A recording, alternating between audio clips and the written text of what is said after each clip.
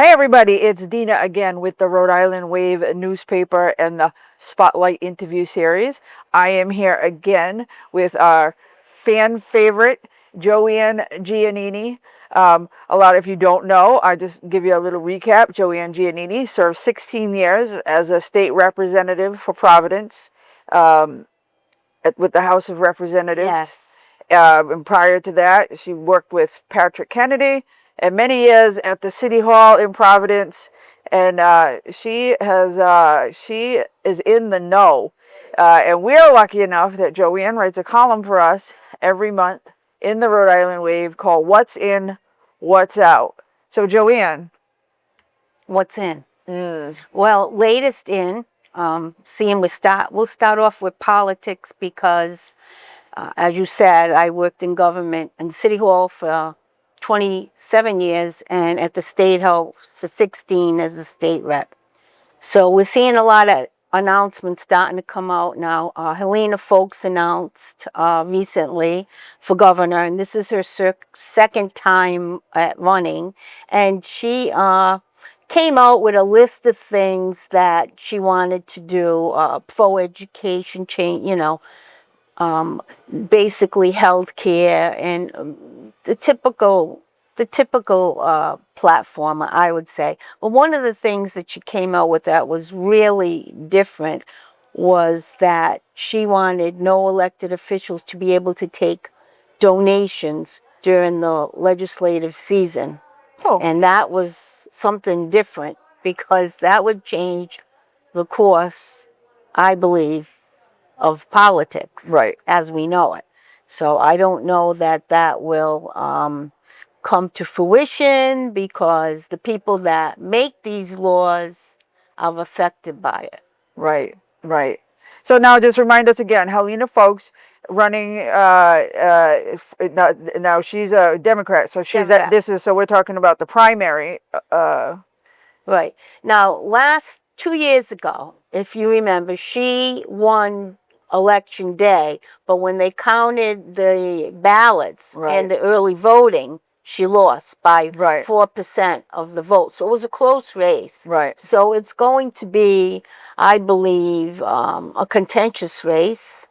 And I think there'll be other candidates. And recently, URI took a poll, and they pitched 4 names, one being Governor McKee, and they said he had 15% of the vote, and they said that Navona had 14%, and that Helena had 14%, and then the speaker, who hasn't even really done anything yet, they put him in his name, and I think it was 8%, and without doing anything yet. But if we have a 4-way primary like that, it could be, it would be anybody's game. Interesting.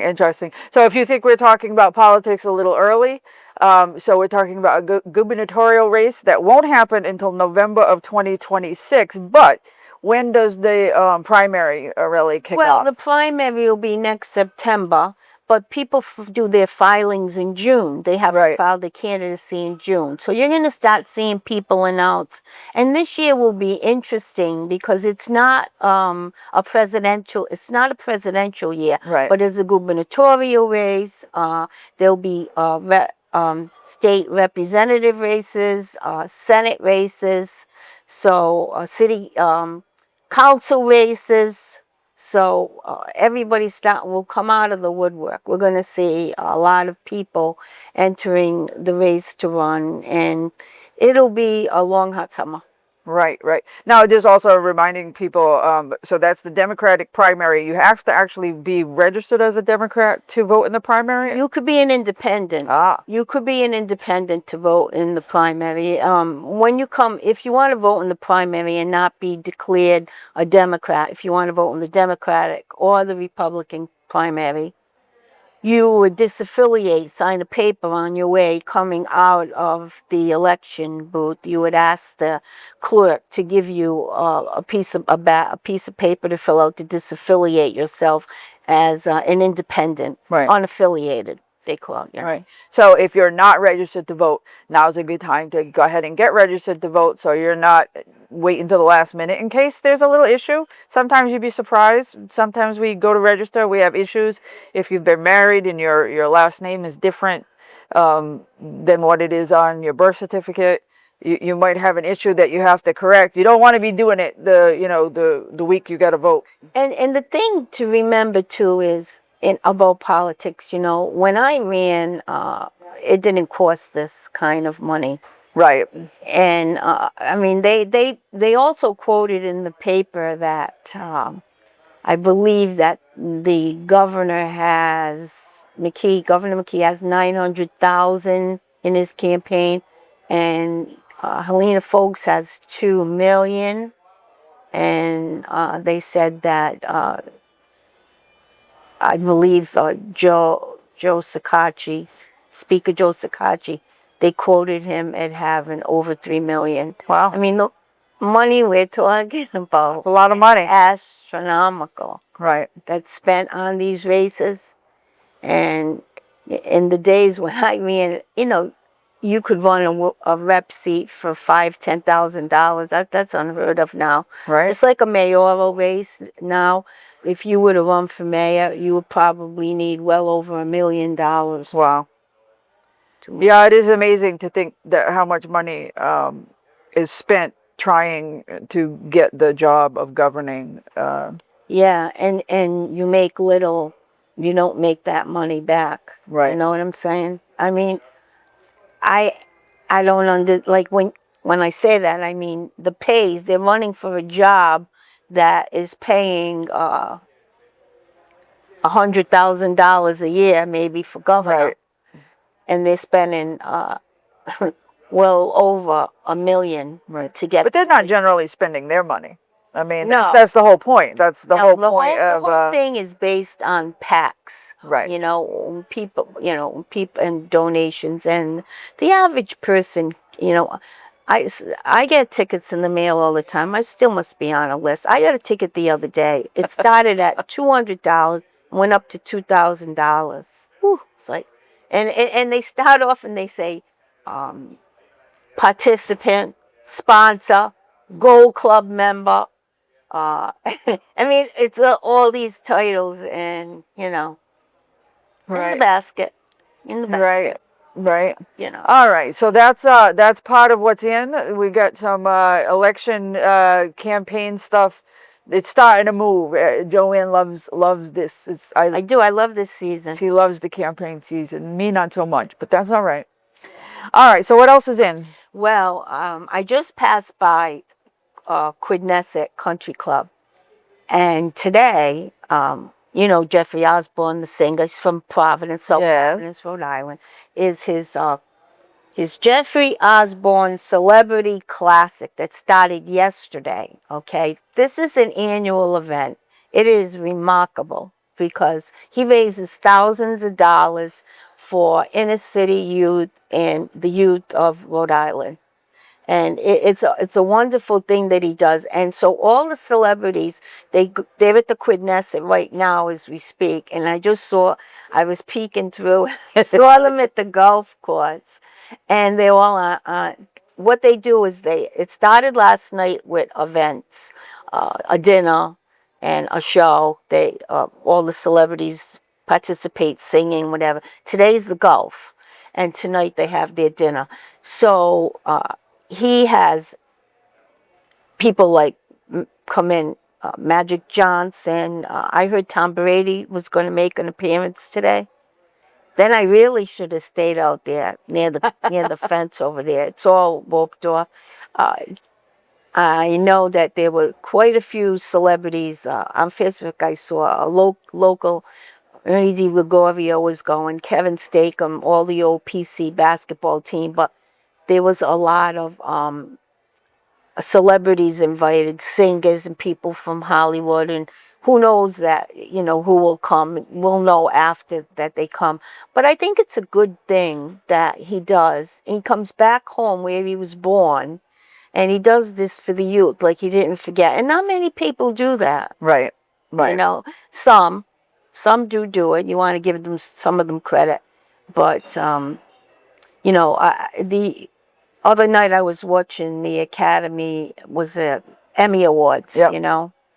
and I put it on and then I have to shut it off because it just sometimes it just sickens me because they're so full of themselves. And I don't care what Right. their political views are. I really don't. Keep them to yourself. I used to love to watch to see the gowns and the glamour. Right. And, basically, it's interesting, Dina, because most of the programs that are nominated, I've never seen because they're not on regular TV. Right. We've reached a whole new era where everything is Netflix, Right. all the pay stations. Yeah, I have no idea what's on regular television. I watch YouTube videos all the I time. didn't know a lot of these people. Right. I mean, I have Netflix and I watched The Crown and I watched The Diplomat and a few of things that were on there. But these are the programs on all these other stations, Hulu.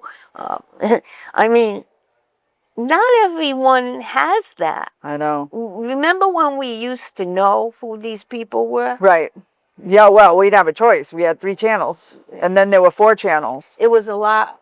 It was. So we're dating. We're before cable, and then it was a lot less complicated. Yeah, it's very complicated now. And the other thing that's I was watching the news last night, and this Adam Emery case in 1993. He basically, someone cut him off and he followed a car and he ended up road rage, killing the driver of the car, who was a young man, only 22 years old, but he really was innocent. It wasn't him. He got the wrong guy. So well, even if he got the right guy, it's still not a good idea to kill somebody because they cut you off. It was a long, drawn out trial. And him and his wife were in the car, Helena. And I remember it because it was on the news every night. So they found him guilty, and it was very dramatic. And I remember in the courtroom, they went in live them days, and family was screaming and everything. Well, they let him out on bail. And he was supposed to report to jail on such and such a date. So I always found that odd. Me too. And interestingly enough, they find out that they went to Burger King, and then they drove on the Pell Bridge, and they left the car running, and supposedly jumped off the bridge. So there's a WJAR TV YouTube channel has just made a whole documentary on this, and it's on now, and it's very interesting. And if you happen to be in Rhode Island then and been around, you remember the case. And they found her skull. They actually show you her skull, because she did jump off the bridge, but they've never found anything to prove that Adam Emery is dead. Right. Many of the law enforcement said, "Oh, he's dead. But I'm one of the doubters that believes that he was not dead. Yeah, I don't believe he's dead. I don't know how how would you find her body and not his? That seems weird. Or anything of his. Right, right. And the whole thing is that they had, there are people, the family of the victim is like interviewed, and they don't believe. Right. That. A lot of people, at that time. Now, let me ask you this: Did he have enough money? Did he have money? He probably. I don't know that they were wealthy, but he obviously they weren't poor, and they obviously had some money. And well, because I would think if you're gonna fake your death and get a new identity, you'd probably cost some money. I couldn't afford to do it. So. Where would you go? Okay, and all first thing that comes to my mind is probably in Mexico somewhere. Maybe. Go to the islands. It is just and the thing is like when they talk about that. Okay, November 10th, 1993, he was convicted of second-degree murder in the death of 20-year-old road rage.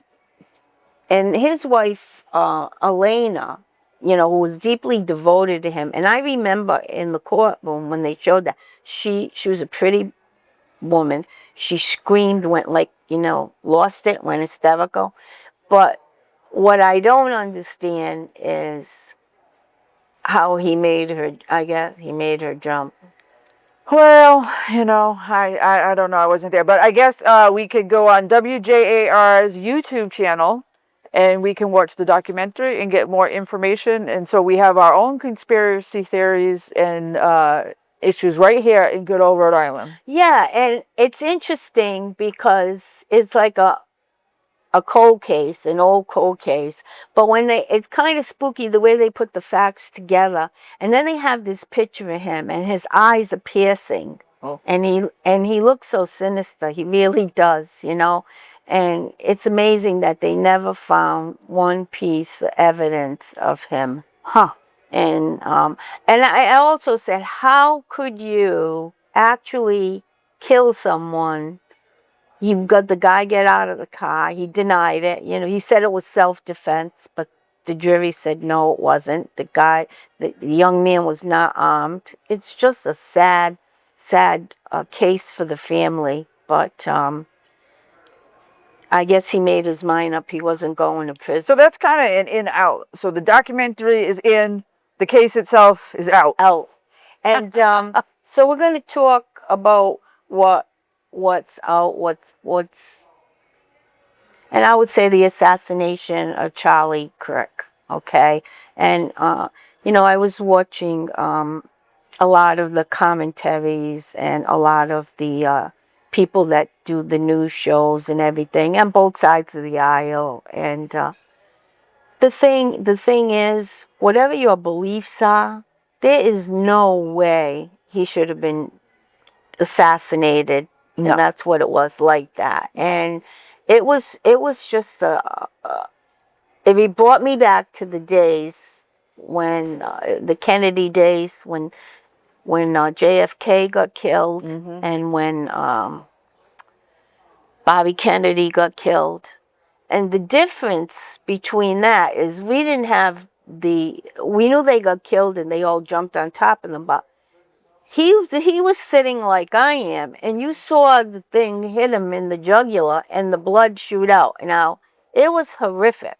And it was played. Did you have the displeasure of seeing the whole video? Yeah. Yeah, I did. I haven't. I was watching. By accident. Yeah. So I was watching live, but the live shot, it was too far away. So, and I wasn't going to go look for it. This was right after. This happened at like 12:30 in the afternoon. Right. And what happened is I had come in from food shopping, and I automatically turned the TV on, you know, and I had on the cable, one of the cable stations, and they were showing it. I think it was MSNBC, matter of fact. I'm not sure. Right. Correct me if I'm wrong. But they were showing the actual video. And he was throwing out, from the beginning, he was throwing out hats. And then they were talking, and they were actually talking about violence, gun violence. And all of a sudden, It popped. It popped, and you see it hit him in the neck on this side. And so what they did, they all swarmed around him, and they carried him out. Saw that. Which made, I kind of didn't understand that. And the panic of the young kids. I mean, oh my God, they're going to remember that the rest of their life.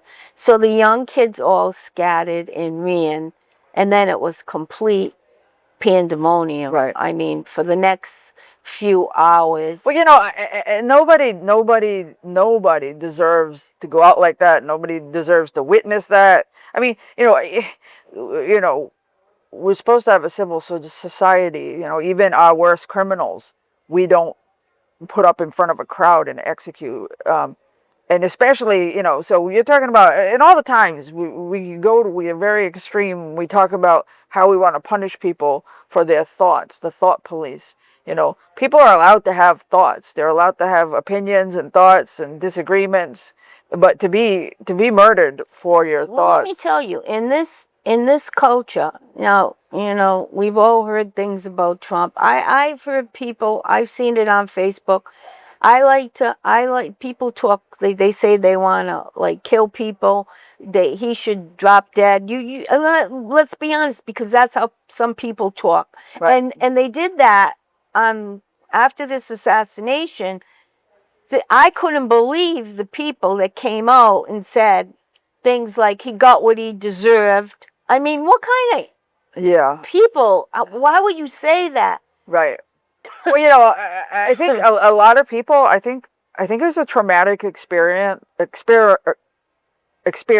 and a lot of people really were talking out of their ass. And that's what happens sometimes when we're traumatized.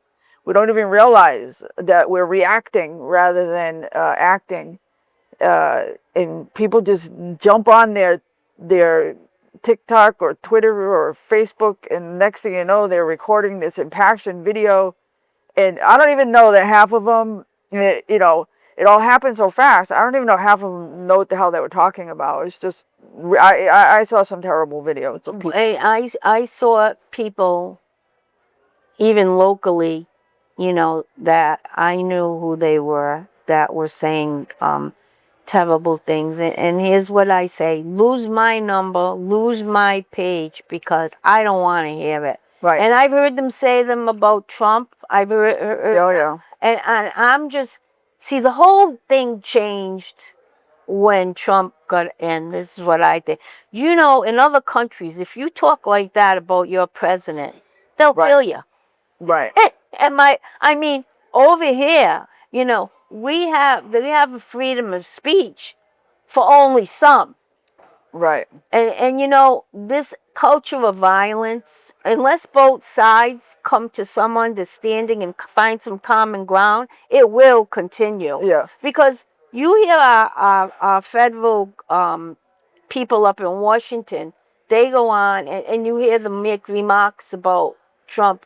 We got to bury him for good. Like, those, I don't think you should make those kind of remarks. Right. You don't want to vote for the man, don't vote for him. You Right. don't want to support him, don't support him. Right. But don't be saying that you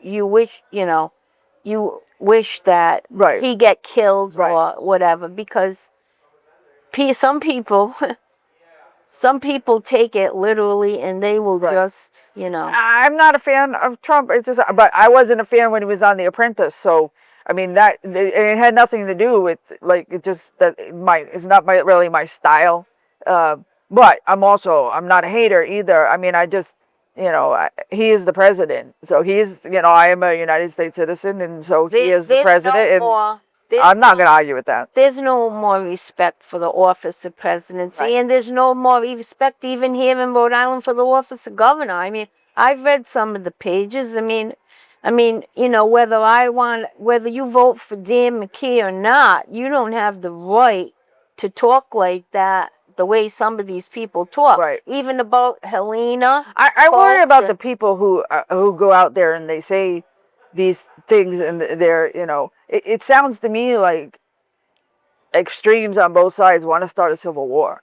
And, civil wars are ugly, they're deadly. The deadliest wars are civil wars. And you don't know who your friends are and who your enemies. This is like, I just feel like everybody's got to tone it down. Because do we really want civil war? Like who benefits from civil war? Tone it down and just think before you talk. I mean, and that's it. I mean, I think the whole, the killing itself, there's so much that's still coming out. I've actually been learning so much. I had no idea what Turning Point USA was. I had no idea. I learned about these groper people, whatever they are. They sound like gropers.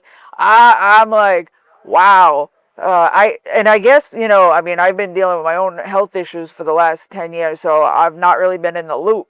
So I'm like catching up, and I'm kind of shocked and appalled on, and the radical people on the left, what, and who's going to be hurt the most if they attack young people, because they're the ones who end up hurting each other. It's terrible. It's the young people right now in this country who are holding vigils and setting the record for trying to promote some type of peace instead of vandalism and Right. breaking windows and burning police cars. It's the young people today that have said in Rhode Island, the young Democrats and Republicans did a joint statement. I think that's great. Right. I mean, you reap what you sow Right. in life, and if you sow that kind of anger and meanness, that's what you're gonna get. You Right. know. Right. So, I mean, Well, hopefully, people can. rest in peace. Rest in peace, Charlie. I feel. I don't know how his wife got up and did that speech that she did, and I saw his two beautiful children, and I saw many celebrities come forward and donate money for their children, and whatever it may be, when you look at it, it's a shame, and it should not have happened in this country. I thought we were more civilized than that. Yeah, me too. So the other thing I want to get into is this affordable housing is really getting under me. And I mean, we talked about it before, but what happened is, in Rhode Island, according to a September 2nd NBC 1019 report, Rhode Island's housing voucher system is in crisis with a growing wait list. The high cost of rent has stretched the budgets of the public housing authorities, okay? Now, an average two-bedroom runs between $2,000 and $2,800. So every time we meet, Dina, it's going up. Thousands of Rhode Islanders are on a centralized list. For example, Providence Housing Authority has over 20,000 applicants with just 2,500 vouchers to give out. Wow. The West Warwick Housing Authority has been closed for 8 years. What a disgrace that is. Not for anything, but it is. It had 90 vouchers. Coventry's Housing Authority has 282 vouchers with 541 applicants. I mean, there's a whole list, we can go on and on. But the point of the matter is, they're building these housing. They're saying that they're housing complexes, okay? So, here's my question. So, and I'm finding we're in a gray area here, because they're cutting ribbons on these housing projects. They say that we just built this beautiful, affordable housing complex. And the one I'm talking about is Soria in East Greenwich. Now, are all of the apartments there $1,200? What I'm finding out is some of these housing complexes are built, but only a certain portion of affordable housing. The rest are the average market rate. So for them to get this funding to build the complex, how many of these apartments go to people with these vouchers? And I'm finding out that then they don't all go to them. Right. Which amazes me, because that's why we have a homeless crisis, because we don't have enough affordable housing. So I know someone, a young single mother that works every day. She's not on welfare, but she's single, has a special needs child. So she went to apply. So she got back after 6 weeks. First, she got artificial intelligence answers the phone. Right. This is amazing. So she filled out about 10 times application. After 6 weeks, she did get a letter. It was a note with check-off list. So the check-off list would have on it, basically, if you financially can apply, Nothing on that list was checked off. What was handwritten in was that credit not suitable, or something like, does not apply. So my question is, naturally these people, who's ever in this business of affordable housing, do not have the best credit ratings. They don't have the best credit ratings, Dina, if they can't afford their rent. And if they're going Right. back and research their credit ratings, and at some point in their history there is a bankruptcy or something, Right. and this person had a bankruptcy like 5 years ago, but they have paid their rent, struggled to pay their rent. And it's like they were finding a reason not to accept her. And Yeah. this seems to be, they have very strict guidelines. So if you're going to have affordable housing, if you're going to have it in some way, why don't you have it apply to the people who really need it? And I just don't get it. Some are not going to be able to afford it, and we Right. don't have enough of it. And are these buildings that they're building, are they all for the voucher people, voucher recipients, or are they just doing it as partial to get some funding? I don't know. It's interesting. More questions than answers as always. I have a what's out for you that I'll share with the viewers, and you can do a little research on it. I got a letter from my mortgage company telling me that the property that's adjacent to my house, that came with my house, that apparently the city of Providence went through and decided every piece of property that didn't have a building on it was a buildable lot, whether it was a buildable lot or not, and they're going to tax it as though it was a buildable lot. So of course I look up, and sure enough, the property is being taxed at the same rate as the house, even though there's no house on it, and I have to actually go to city. I got to fight City Hall. And outrage of the week, that's one. And I got a letter on property that in Providence that we sold 5 years ago with code violations. And so when my husband called, he said, I haven't owned that property in 5 or 6 years.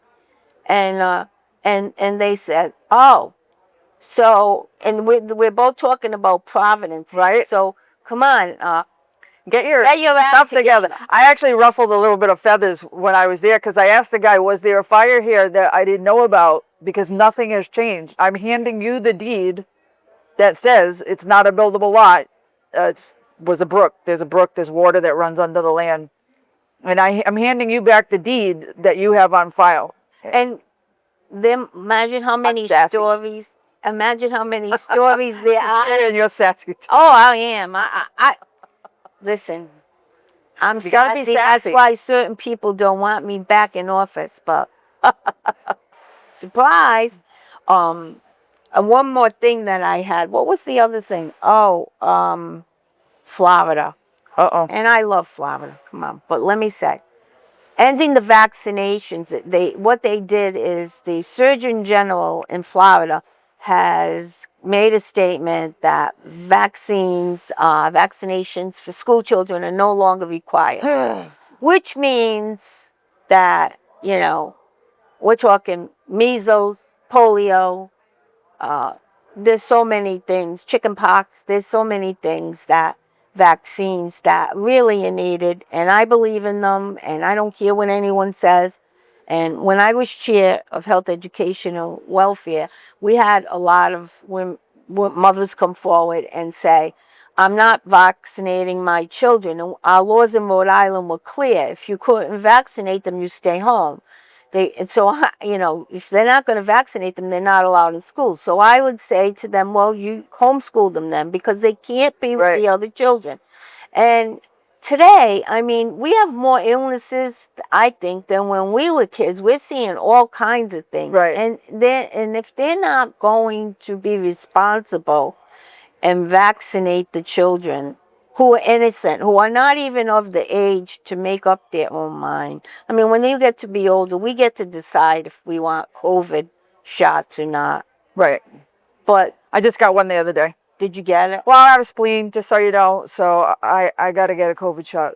Yeah, well, I had them all. I had 5. I think I have 5. I don't even know. Every 6 to 9 months, I get another one. And just think of, we don't want to see all those childhood diseases that were eradicated come back, but we will. Lately, it feels like, I know people have been saying this for a long time, and I didn't believe it. But lately, I actually feel like our government is trying to kill us.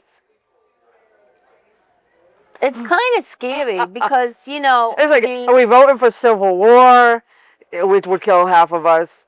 We leave us homeless, which kills people. I, I know. And you know, when I say this, I don't say it lightly. You know, you send your child to school and you have an additional worry that they'll come home with a disease and not make it. I mean, and these are serious illnesses, and you could die. Children could die from anything today. So, you know, they got enough going on. I mean, strep throat. oh boy. All these things that go on. I mean, you can't get a vaccine for that. But if you can get a vaccine to prevent the very serious illnesses, why would the Surgeon General, and I got to read you his quote because it's stupid. It's a stupid quote. Dr. Joseph Lombardo, Florida Surgeon General. Okay. He's talking about vaccines, and he said, every last one of them is wrong and drips with disdain and slavery. Okay, who am I as a government or anyone else or as a man standing here now to tell you what you should put in your body? So he's equating getting a vaccine to slavery, which I don't know what the hell he's trying to say. But what I'm trying to say is I think a lot of us wouldn't be here today if we weren't given, and I got this mark on my arm over here from being vaccinated when I was young. And it saddens me that we can't get a clear definition from anyone that will tell us what the what's going on now. What is going on? Right. It is the wild, wild west right now. Yeah, it's like anything goes, and that's which is Joanne's column. What's in, what's out. It's the one column in the paper. Well, we'll write about stuff that you're not going to find in the whole rest of the paper because I try to make sure the whole rest of the paper is filled with good news, with good people in Rhode Island doing good, fun stuff, and making a difference. I try to stay out of the fray, especially the national politics.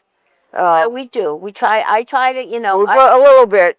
I try to keep it, you know. I try to keep it like 3, you know, 3 and 3, and I always have to put something in there that is good, you know. And I always have something like the TV park, something that we can learn from. Basically, TV has changed so much. Oh yeah.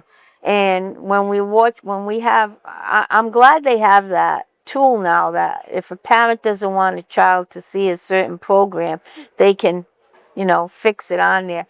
But I was trying to get a program the other night, and my husband said, what's with all these programs? They're all about killing and murder and violence, and we don't talk about that, how the movies have, you know, movies and the games you know, are completely off the hook with violence. Yeah, those games, I mean, you know, I don't know, we grew up doing Pac-Man. I don't know what this which is pretty violent, the little eating all those little. They get all these things now, like they're so realistic though, like the virtual reality games, you know, there's standing there and the gun and you know, I got more questions than answers. So you know, you'll find the article, what's in, what's out, in the Rhode Island Wave, and the Wave hits the stands the first week in October. The new one we'll have this and other things in it, and basically, I was thinking, I'm already seeing Halloween decorations. Well, we'll definitely, hopefully, see some stuff for Halloween in the October issue. Yeah, it would be nice. Now, I like Matt Frazier. He's from Rhode Island. So, Matt, if somehow you see this video, because I talk to you sometimes on your page, we would love to get you in here. It would be so great for Dina to interview a psychic, and a homegrown one, too. Sure, come on in, Matt. You know, so a special plea out to Matt Frazier. We love you. And you know what I like about him, I have to say, because his wife is having another baby, and it's a little girl. I'm so happy. I'm happy for him and Alexa. he keeps it real. He's had a regular home life, and he's got his 2 boys there, and it's Royce and Lowen. And Moen's got the biggest eyes, so cute, and he's looking at you like he can see through you. And it's amazing that they just have a normal family life, and he travels a lot, but he's such a good dad, and his wife's such a good mom. So I thought of this on the way here, and I said, gee, if we could get him to come in and do this, because it would be a good thing for your fans in Rhode Island. So, Matt Frazier, call on him. Matt Frazier. Send me an email. All right. Well, it was very nice, as always, talking to you. We'll do this again next month. We look forward to your column, What's In, What's Out, in the October issue. Right. If there are still September issues out there, so make sure you get your September issue. And if you're looking to put your brand in front of our audience, give us a call or send us an email. We would love for you to support what we're doing and help us support what you're doing. We're always looking for some financial support in the form of advertising. Thank you. Ciao.